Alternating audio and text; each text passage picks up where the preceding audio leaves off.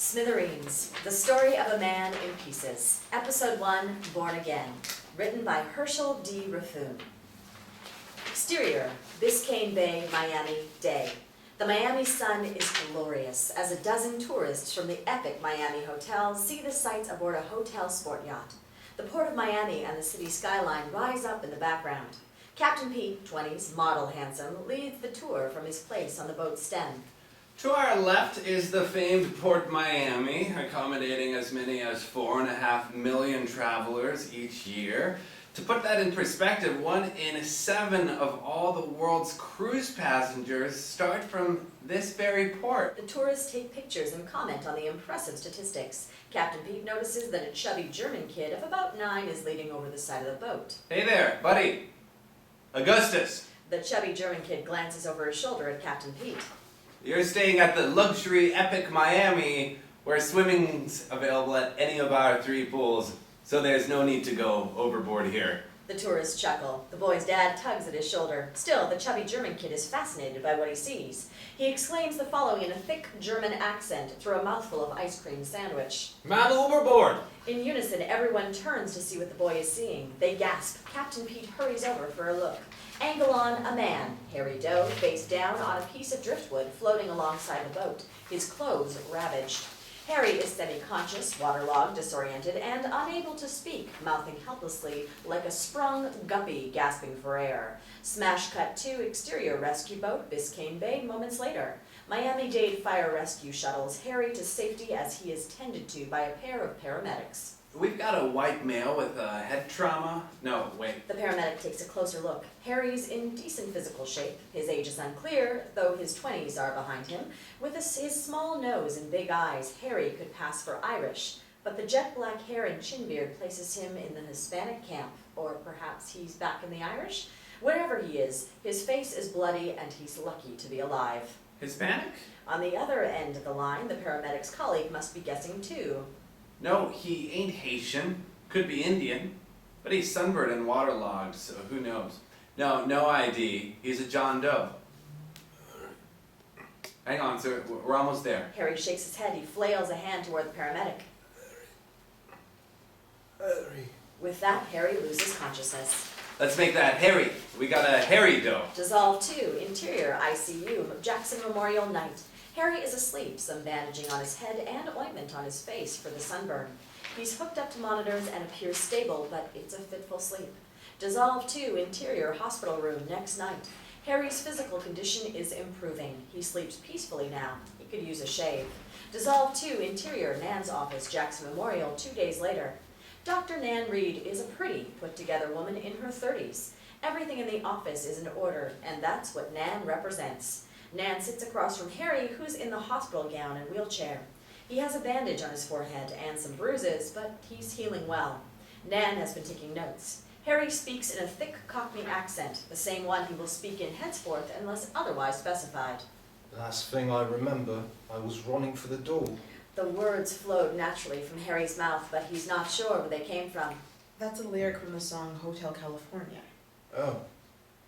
I wish I could come up with something useful, Doc, but it's like someone just deleted the files. We're hoping the memory loss is just temporary. Anyway, can you recall a ship or an outing, a fishing trip? Not that I remember, no. That's all right. No need to force it. There is something we need to discuss. What is it? Alcohol. Yes, please. According to your blood work, your ALT and AST levels are elevated, which translates into a risk of fatty liver disease and a strong likelihood of alcoholism. Hey, come on, I was just kidding with the yes, please. I don't want a drink. I mean, I could use one, but I don't need one. Please know, Harry, that I'm here to help you, not judge you. Look, I like the old bivvy, I'm sure. I'm English, for Christ's sake, but I'm no sugar. But I feel fine. I'm not shaking, am I? So, if losing my memory cured me of alcoholism, I suppose it was well worth it. Hitting your head is not a cure for alcoholism. Nan puts the charts and notes aside. She scoots up on her seat, pulling her chair closer to Harry. Harry, as with any doctor-patient relationship, our success here is based on honesty. Do you think you can be honest with me? Flashback 2, interior hospital room, previous night. Harry is half asleep as he receives a sponge bath from a lovely nurse. Though a sheet is draped over his private parts, he's clearly getting an erection.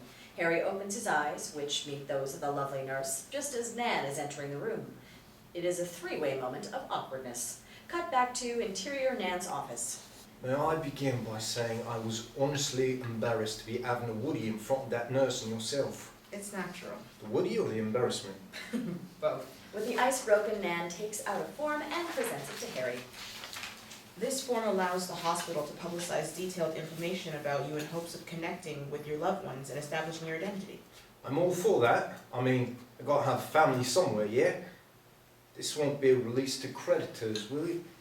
Not per se. Harry signs away, returning the form to Nan.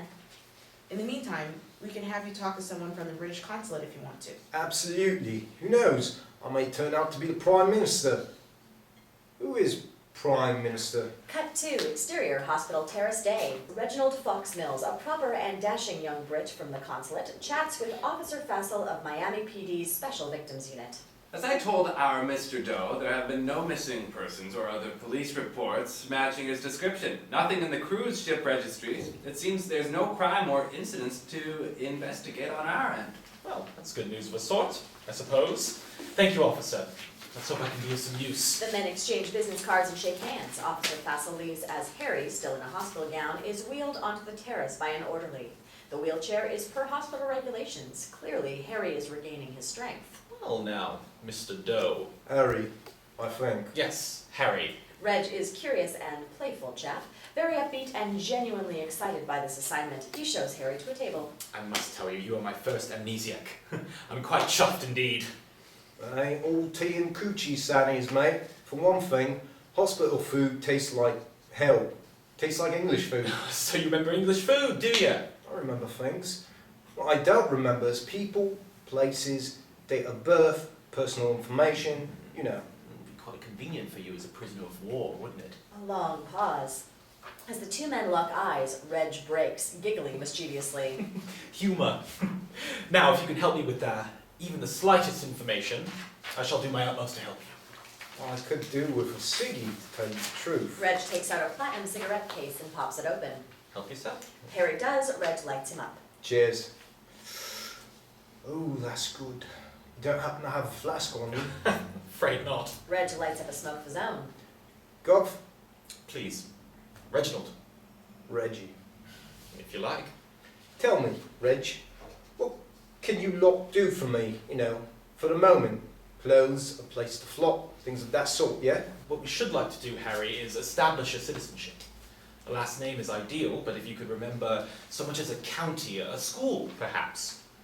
Speaking of which, Reg reaches into his briefcase.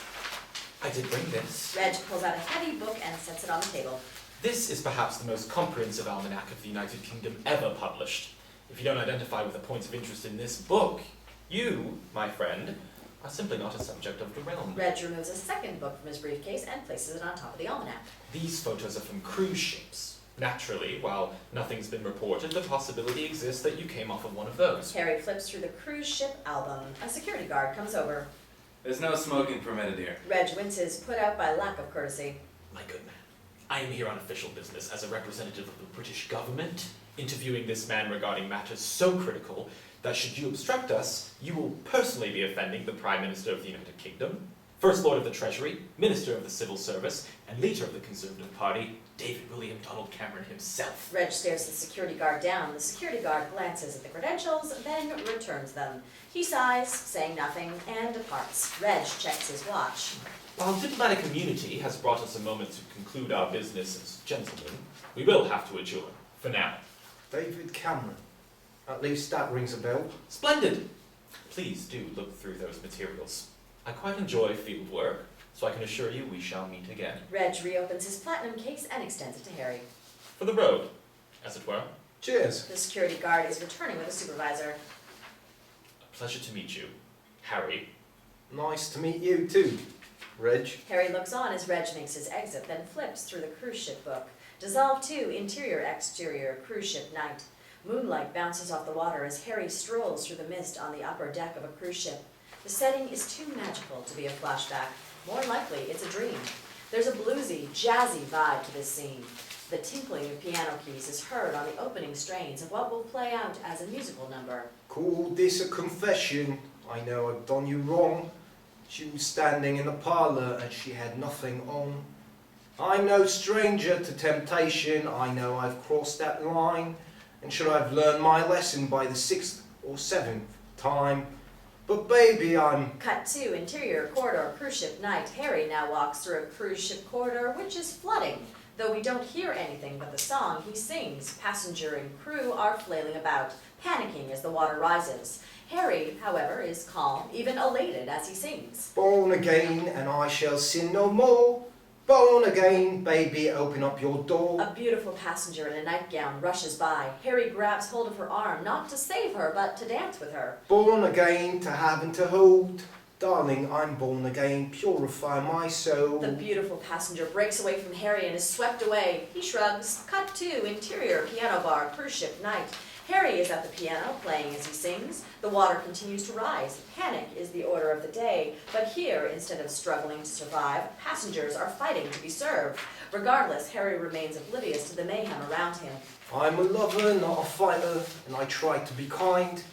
But the damn bartender cursed me, and I know he spiked my wine. Harry eyeballs the bartender, who's freaking out, scrambling to serve his patrons amidst the rising tide. I knew I ought not to deck him. Hey, he's a person too. Harry swims over to the bar, wresting control from the bartender. But he got my goat. I grabbed his throat. What else was I to do? But baby, Harry grabs 2 bottles of scotch and rides the bar like a surfboard, pouring liquor into the mouths of passengers. Born again and gentle as a lamb. Honey, I'm born again, you must believe I am. Ridden high and driven low, the wave of sin rolls out to sea. Only true repentance makes a new man out of me, out of me. Harry empties the bottle, shaking the last drops into his own mouth. Cut to exterior Lido deck, cruise ship day. The door slides open and Harry spills onto the deck in a wave of rising water, grabbing a towel and sunscreen as he sails by the kiosk. I step away in silence, humbled by your grace, and I swear a new day's dawning as the sunlight hits my face. Harry sails by an outdoor blackjack table. As with the bar, some passengers and dealers are still trying to keep things going. They're as panicked by the prospect of having to stop gambling as they are fearful of death. I pass old 3-card Monty, he asks if I want in. I say, you better make it fast, man. You know, I just was born again.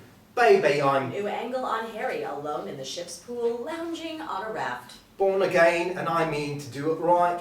Born again and I start tomorrow night. Harry raises a tumbler to his lips, but it's empty. He dips the glass with the water, which is now brown. It's scotch. Born again, baby, I'm born again, and I start tomorrow night. Harry raises his full scotch glass from the pool. Camera pulls up and away in a crane shot as Harry finishes the song. Tomorrow night, is that alright? Tomorrow night. Harry, his raft, the pool, and the cruise ship float into the distance until they are but a speck in the raging sea of whiskey. In fact, the entire ocean is now whiskey in a tumbler. Angle on Harry as he brings the whiskey glass to his lips. He turns to camera and wink. Cut to interior Nan's office next morning. Close up on Nan. She hasn't seen what we've seen, of course, but she has heard Harry's telling of it. Wow. You told me to tell you if I had any memories or cravings. Yes. Well, this certainly is significant. Harry seems to have a cloud over his head. What is it, Harry? He still doesn't tell me how I ended up adrift in the bay, and how bad a geezer must I have been for no one even to come looking. A drunk, no less. If that's the case, what's the point of remembering? You have to remember things in order to make your peace with them.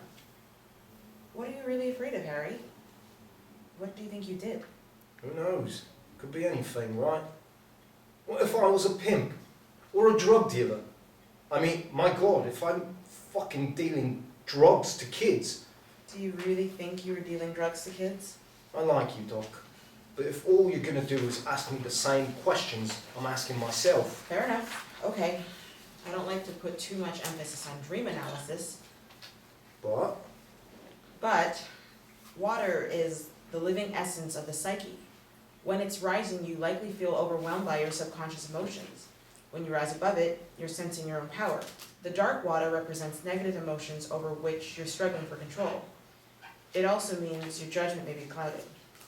So there's a lot of inner conflict.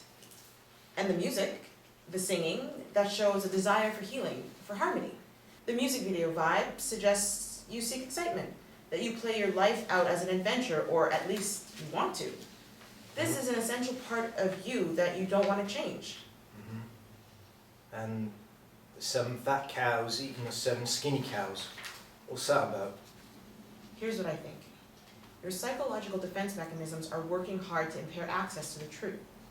At the same time, you are challenging those mechanisms because you believe the truth will set you free. It all comes back to fundamental questions, don't it, Doc? What are my sins? And what am I going to do about them? Dissolve 2, exterior, alley, night. In contrast to his dream sequence, Harry's flashback has a hyper-real quality, dark, intense, and cohesive. Harry's POV. Entering a dark, nondescript back alley, Harry meets up with Donnie, a young man who is not Jesus. He is, however, bearded with long brown hair. What happened back there? Donnie lights up a smoke for Harry and another for himself. I don't know. I thought he was going to kill. Well, he didn't, right? He died. And we're all gonna bloody die just like him if we don't get our heads straight. Angle on Harry's reflection in the cracked window of a building in the alley. Here, he's clean-shaven and wearing a beanie. I'm telling you, Donnie, I'm this close to getting out. Donnie laughs. It's a dark, cynical, hopeless laugh. You ain't getting out, brother. You could die 1,000 times and you're still never getting out. Interior, hospital room, night. Harry is asleep. The tray from his finished dinner sits off to the side. The curtain is drawn around the next bed. Cut to interior, hallway, hospital, night. The lights and sounds are muted, and all is well on the ward, or so it would seem. In a scene familiar to anyone who's seen a mob movie, a tall man we'll call the policeman steps out of the elevator, his crystalline green eyes narrow and sinister. Cut back to interior, hospital room. Harry stirs, a sixth sense kicking in. Cut back to interior, hallway, hospital. The policeman approaches Harry's room. The door is partially open. Cut back to interior, hospital room. The policeman enters stealthily. He grabs a pillow from a nearby chair and approaches the sleeping Harry. He leans over Harry, holding the pillow close to Harry's face. Suddenly, the sheet over Harry's groin rises, suggesting an erection. The policeman is taken aback. He almost smiles. Before he can, the erection drives up and into the policeman's gut. Were he a real policeman, he'd have a Kevlar vest to protect him. This guy doesn't, and the erection pierces his skin. Harry's right hand comes up, grabbing the back of the policeman's head. The policeman tries to bring the pillow down on Harry's face, but the erection, still cloaked in the sheet, only goes deeper into his skin. The policeman now reaches for his sidearm, but Harry's grip tightens around his neck, hitting pressure points that mess with his consciousness. Stunned, the policeman drops the pillow, and their eyes meet. A groan comes up from behind the curtain. The other patient is mumbling, waking up. Nurse! Nurse! The policeman manages to pull away, the erection stuck in his belly through the bloodied sheet.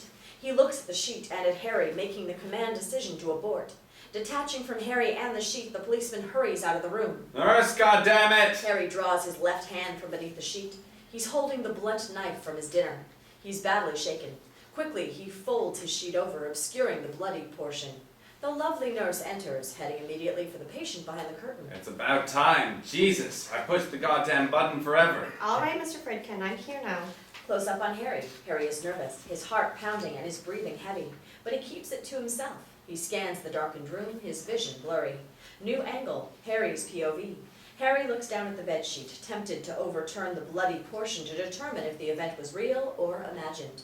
He squints, trying to focus. Shaken and weak, he drifts off to sleep. Match dissolved 2, interior hospital room, next morning. Harry opens his eyes. Slowly, the scene comes into focus. It's morning. He runs his hand across his top sheet, which rests neatly across his chest. After a beat, he turns it down quickly. No bloodstains, no sign of any disturbance. Harry is only partly relieved. Cut to interior hospital room, same day. Harry is sitting up in bed, watching soccer on TV. He's shaved, leaving only a trim goatee. Reg's almanac is open on his lap. A lunch tray is off to the side. He's cleaned his plate and then some. His head wound now requires only a Band-Aid.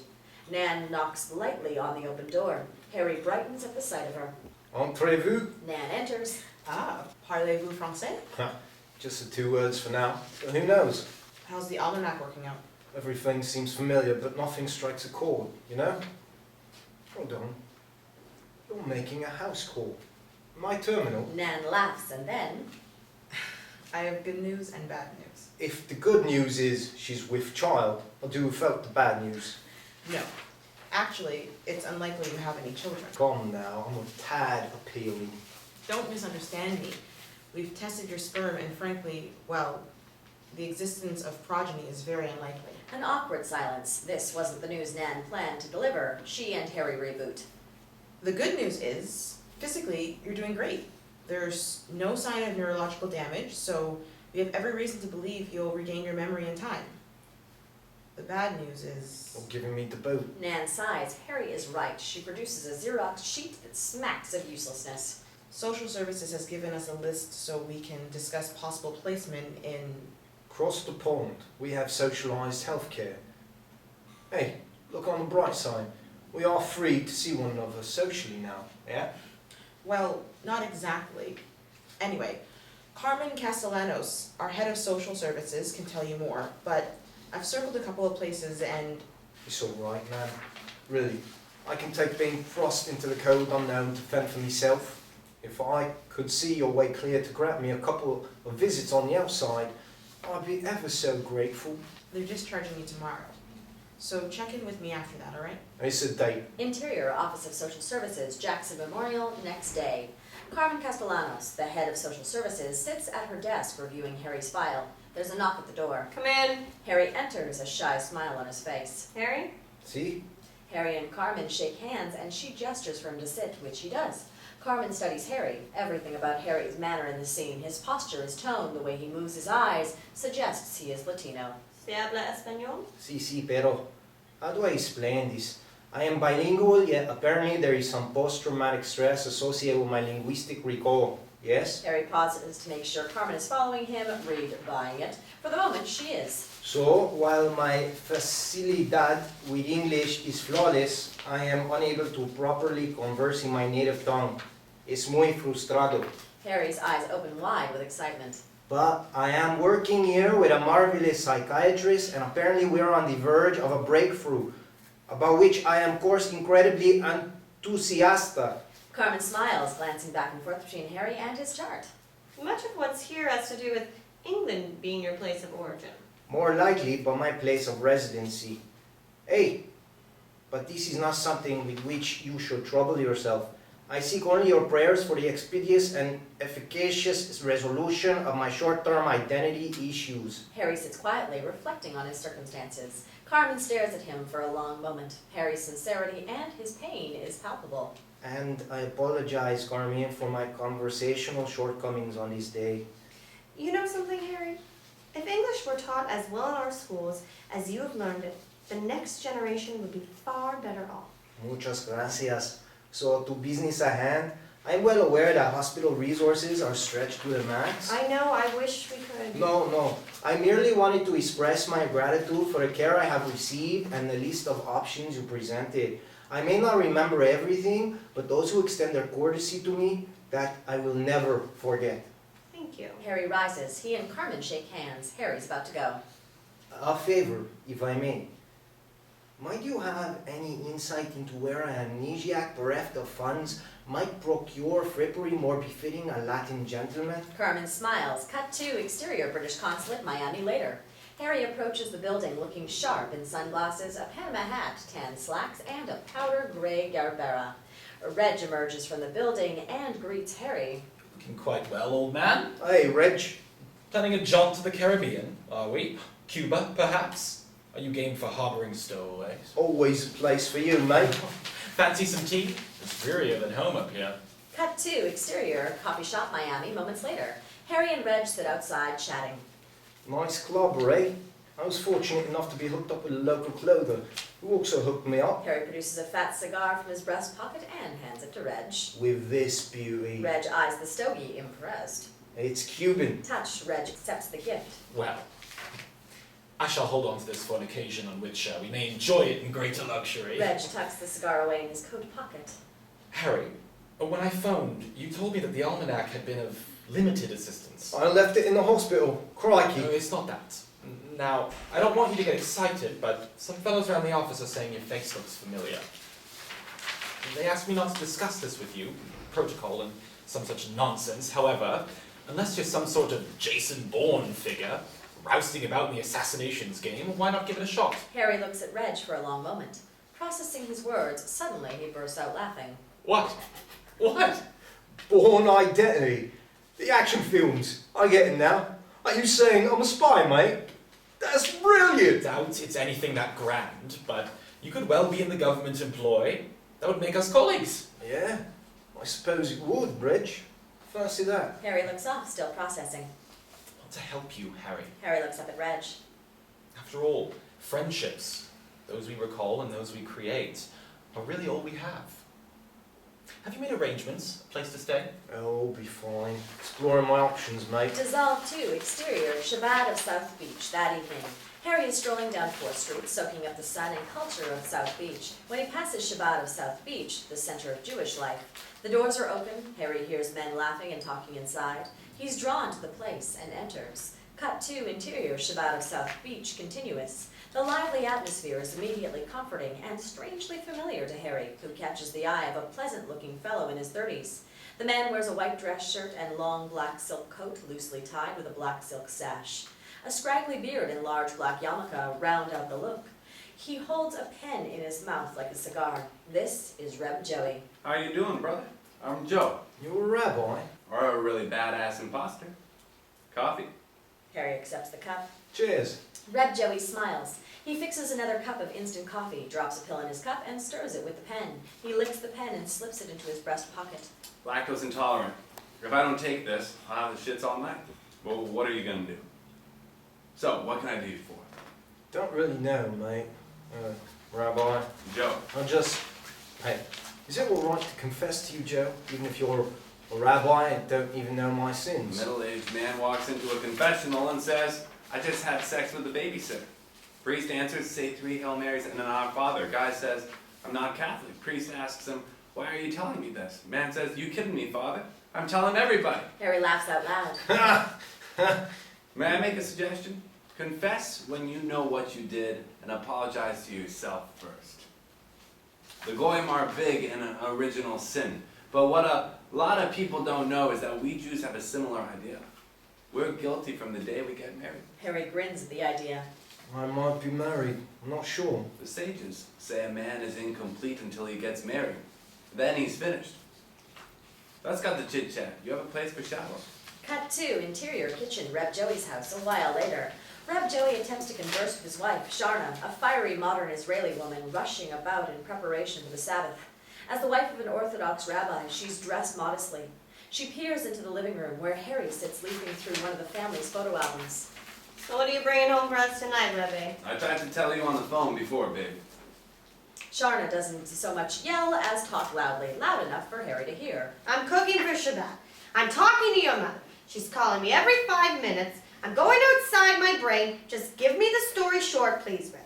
Harry has amnesia. He hurt his head and he doesn't remember who he is. The hospital discharged. Rebbe, please, if your lip is moving, make also a sound that come out of it. The couple's 6-year-old daughter, Tiva, seems unfazed by the elevated volume in their home.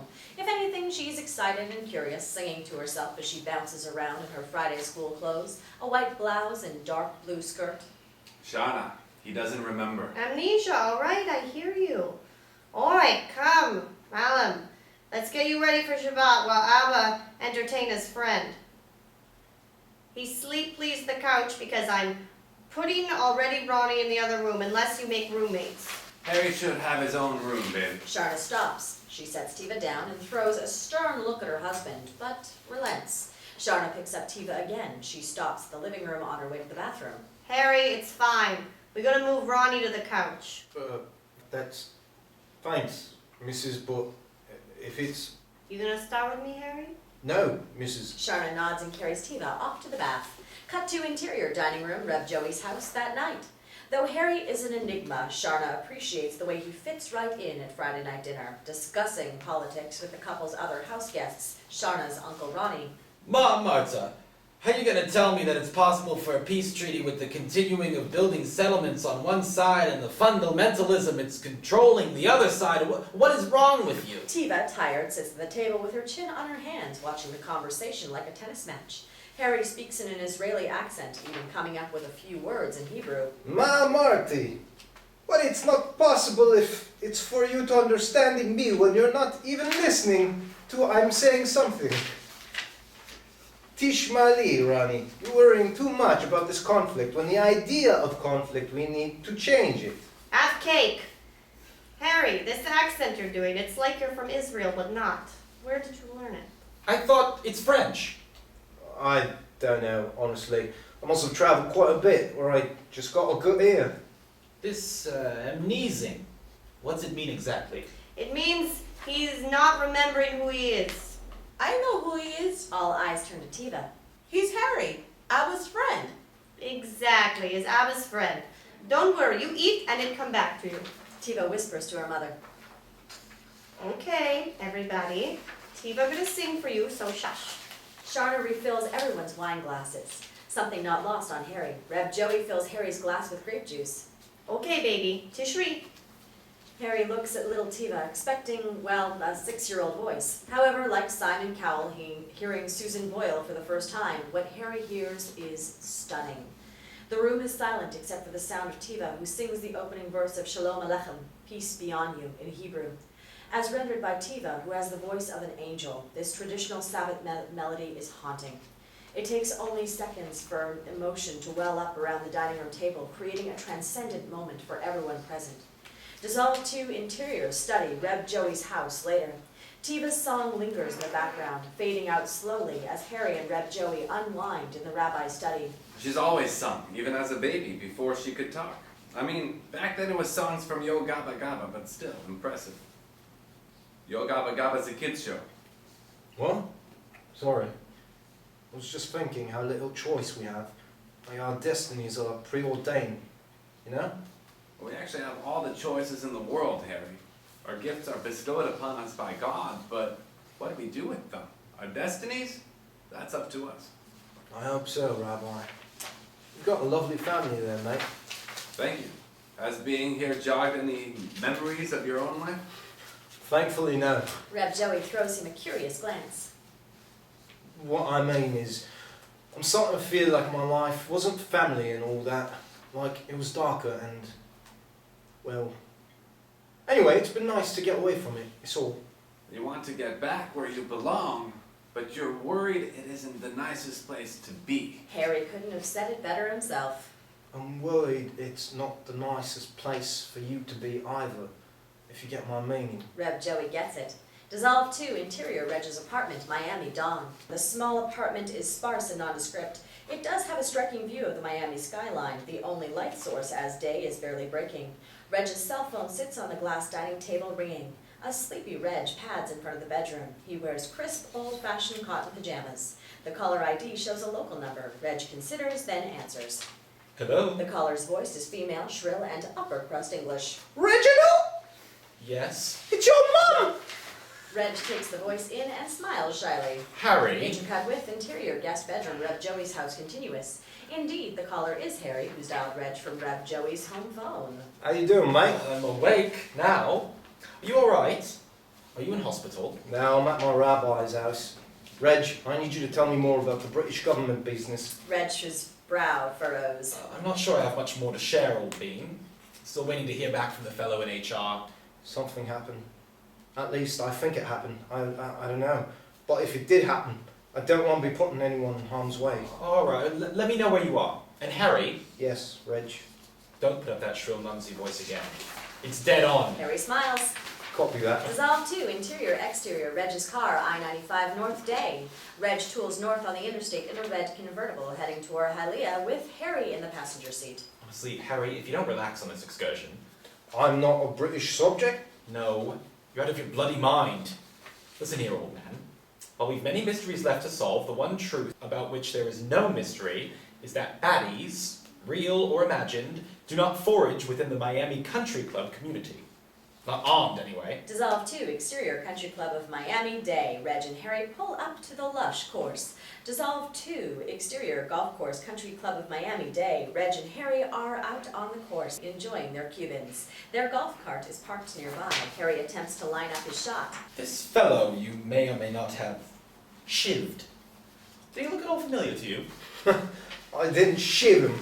More like I spooned him. No, not spooned. In America, that's a cuddlesome position.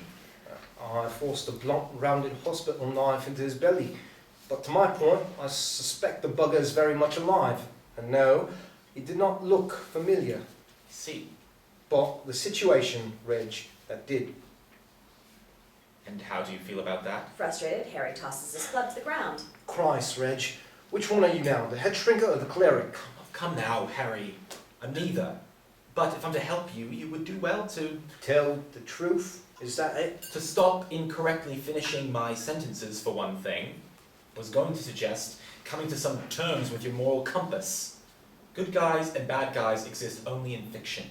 My friend, in real life, there is only what we will or will not do for God and country.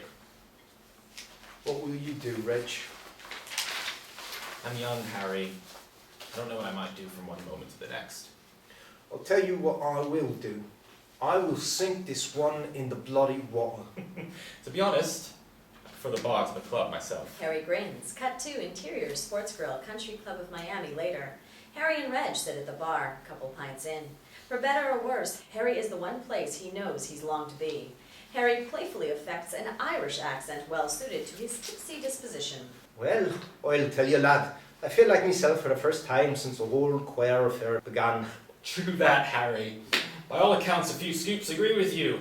Sarah! Reg calls to Sarah, the bartender. She comes over with a knowing smile. Yes, Reginald? You see, some people do address me by my given name. Where was I? Oh yes, Sarah! Now, take a good look at Harry. Sarah puts her elbows on the bar and looks at Harry's grinning face. He looks into her eyes. Wouldn't you say that alcohol agrees with him? It seems to, yes. Harry is flirting, but something in Sarah's eyes takes him off to another moment. Flashback 2, interior bar night. Harry's POV, extreme close-up on the face of a young woman. She's not Sarah, but rather a young American woman named Eve. She is an exquisite, exotic woman, and Harry kisses her tenderly. There's a tear in her eye as they separate. Eve shifts uneasily on her bar stool. This isn't easy for her. I gotta go. From the background, we can tell we're in a dive bar. Harry's reflection is visible in the mirror behind the bar. He has a mustache in this scene. He's drinking scotch, and the tumbler before him is not his first of the evening. Harry speaks in an Irish accent, though his mood is darker here, more brooding than in the present-day scene with Reg and Sarah. Eve, what do you want me to say? I care for you, but I can't protect you from this life I'm living. You don't care about anyone, even yourself. I'll see you around. Eve! Eve moves out of frame, and we cut back to the interior sports grill. Sarah's look has turned to one of concern. Harry? Still Irish, Harry snaps out of it just as Reg is taking note of the situation. I just had a flashback. To what? Not wanting to alarm her or Reg, Harry covers, turning upbeat. Me mother. I was a little baby boy. She was giving me a bath in the kitchen sink, scrubbing me wee bits. Do you hear that, Sarah? You remind Harry of a hand job from his mother. I didn't say that, although you do have to have her grip. Harry and Reg raises their pints for a toast. Here's to believing that the incident in the hospital was merely an hallucination. You think that's possible, Reg? Of course. The whole thing is far-fetched, at the very least. But don't worry, mate. Even if your elimination isn't a priority to the British government, you're important to me. I'll drink to that. And they do. Liam Greenlaw, a formidable Scotsman in traditional Scottish golf attire, no less, ambles up to the bar. 3 of a kind, lassie. Sarah smiles and prepares the order. Liam offers his hand to Reg. I'm Liam, and me wife's great aunt just passed. Reginald, I'm so sorry to hear that. It's all right, Reggie. She wasn't that great. Harry. Sarah sets 3 pints of Guinness and 3 shots of Jameson whiskey on the bar. Now that's what I call drowning your sorrows. That's no bad brogue. No perfect, but no bad. Come now, I'm gonna drink these myself, and you know it. Harry and Reg pick up their shots. Cheers. You're not so great, and Are you seriously graduating to Scottish now? it's called for. The poor woman's dead. Aye, and I'm sponsoring tonight. Slight. Slight. They drink their shots. Cut to interior sports grill a while later. Harry and Reg are shit-faced now, fully enjoying the company of Liam as Sarah sets 3 full pints on the bar. Last one, A fellas. communal groan from the boys. To new friends. Harry is now slurring his words, still in a Scottish brogue. I cannot do it, laddie. I'm full. Naked back, Harry. You're all right. Slide. Harry takes a deep breath and has a go at his beer. Reg checks his phone. I must take this coal. Reg starts off with his beer in hand, but Liam takes hold of it. You're no getting away with that, are you now? Reg leaves the beer on the bar and steps away. Thinks he's gonna dump it in the toilet. Fat chance, that. Liam takes a big gulp from Reg's mug and offers it to Harry, who does likewise. Cut to exterior sports grill continuous. A drunk Reg uses the fresh air to clear his head as he talks on the phone. He does his best to disguise his mounting nausea at the very least. We're having a few, Mom, yes. Cut to Interior Metropolitan Police Service, London, morning. Assistant Commissioner of Crime and Operations Eleanor Lewis, 50s, speaks with Reg from her office. From the sound of you, a few is plenty. Yes, Mom? One should think you got such indulgence out of your system in the academy. Yes, Mom, no worries. I'm treating our fellow as a person of value, I assure you. He's merely of interest, young man. Value has yet to be determined, so bringing him in remains out of the question. Cut back to Exterior Sports Grill. Understood. We must reek. Yes, Mom. Anything new I should know? Apart from your limits, no. Before Reg can retort, the line goes dead. Cut to Interior Sports Grill a moment later. Reg returns to the bar. Harry and Liam are gone. Only 3 empty glasses remain. Where'd they go? Sarah shrugs, shifting her eyes to the floor. Then, Oh. Reg looks up. Sarah hands him a tab. Cut to Interior Nightcap Lounge, Miami, a short while later. It's karaoke night, so there's a decent crowd at the otherwise sleepy lounge. Reg rushes in by the sweat on his face. This isn't the first place he's been. He scans the crowd for Harry and Liam, but there's no sign of either, until he hears the shrill, off-key voice of a man on stage. The ear-splitting sound stops Reg cold. It's Harry. He's got a cocktail in one hand, a mic in the other. Apparently he cannot carry a tune in his waking life as well as he does in his dreams. Liam, also holding a cocktail, stands cheering at the foot of the stage. Reg enjoys a deep sigh of relief to offset his acid indigestion. Harry signals to the DJ to cut the music. He still slurs a bit, but when he speaks, it's in an unaffected American dialect. Folks, listen. I'm no singer. In fact, I suck as bad as, well, the rest of you. The comic gets chuckles and cheers from the crowd. What I am is a guy with no memory. You know, like the people will be tomorrow. Seriously, I've been having a hard time lately. I was worried that I'm a terrible person. I'm not a terrible person. Liam? Liam shakes his head no. Harry grows more emotional. That's Liam. His aunt died. She was a great aunt. Sensing the therapeutic value of the moment, Liam tucks a $20 bill into the DJ's tip jar. But now I'm thinking maybe I'm not a bum or a thief or a killer. Maybe I'm just an asshole. Reg, Next singer! you hear that, man? They love me. Angle on Reg, who throws up. The crowd around him steps back in all directions. Ritz. Fade out, fade in. Interior, Nan's office day. Nan sits in her leather chair going over some notes. The door opens and Harry pokes his head in, knocking lightly. He's got a mischievous smile, suggesting he's sitting on some incredible surprise. Harry continues to speak in the American dialect from the karaoke bar. Hello, Nan. Hello, Harry. I'm so glad you called. Come in. Harry enters, holding a large bouquet of flowers. Nan is delighted, but throws Harry an inquisitive smile. Today's the day. I know who I am. Nan opens her eyes wide in appreciation of Harry's statement, but reserves judgment. Harry closes the door gently behind him. He sets about looking for a vase. This is amazing. Where do I start? I mean, where do I start? Finding a vase, Harry grabs a water bottle from the basket on the end table. He holds it up, soliciting Nan's approval. She nods. He smiles, filling the vase and arranging the flowers. Satisfied, he takes a seat in his designated chair. Something is not quite right. Harry jumps to his feet and rearranges the flowers, placing them in a spot with better light. He opens the drapes just a tad more. Harry lets it come together for him. Really satisfied this time, he returns to his seat. Harry grabs another water bottle, pops it open, and guzzles. I'm very hungover, which I'll get to in a minute, okay? Well, first of all, as you can hear, I'm not British. Harry anticipates a response from Nan, who lets him continue. Okay. Let's start with what I don't know. I don't know what traumatic event fucked me up so bad that I ended up here. But, get this. I know I'm American. And I'm a stand-up comic. Nan gives this statement its due, not wanting to judge or dismiss any possibility. A stand-up comic. Wow. How did this manifest itself? Okay? I have to go back because so much has happened in just a few days.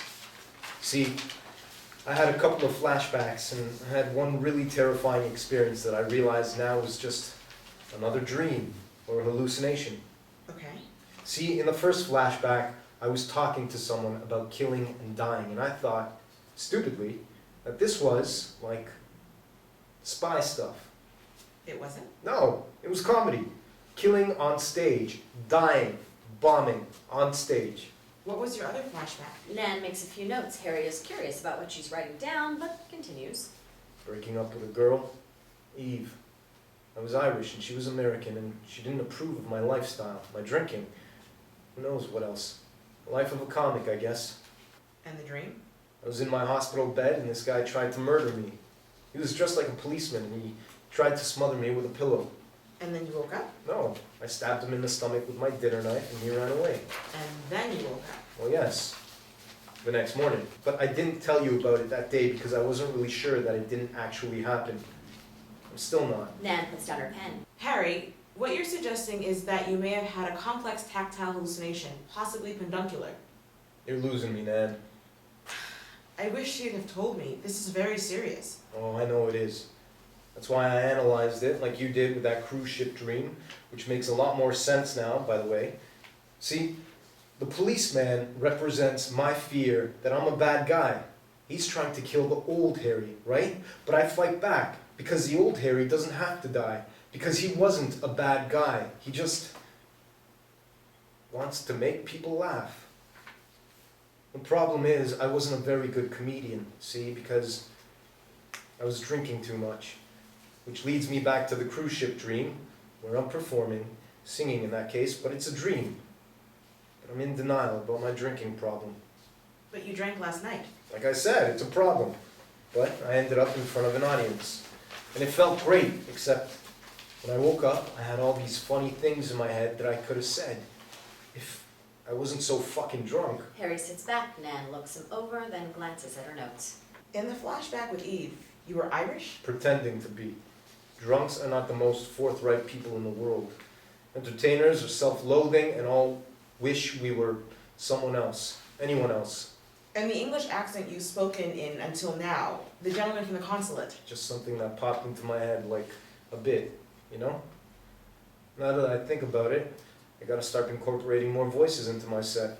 Harry, you've clearly given this a lot of thought, and I don't want to discount anything, but there's a vast difference between reasoning and recollection. Your identity is about more than your job. It's about your birth date, your childhood, your family, your name. I still believe there's a lot I don't want to remember. Comics are fucked up people to begin with. I tried drowning my memories in alcohol, and then I tried drowning. It almost worked, but I want your help, Nan. Getting sober, getting my life together, confronting my past, making amends. I'm willing to do the work. Will you help me? Cut to interior corridor outside Palsanka Kuman's office, Riga Day. Camera follows the footsteps of a man walking down the corridor towards a pair of double doors. As the man reaches them, the doors open. Cut to Palsanka Kuman's office, continuous. The man enters the office, stopping at a large mahogany desk. Angle on Palsanka Kuman, 60 and fit, with thinning blonde hair and a steely gaze aimed at the man before him. The picture window of Palsanka's office opens up on Latvia's capital city of Riga. So, now what? Angle on the tall man we call the policeman. Though he now wears a dark suit instead of a uniform, there's no mistaking his narrow, penetrating green eyes.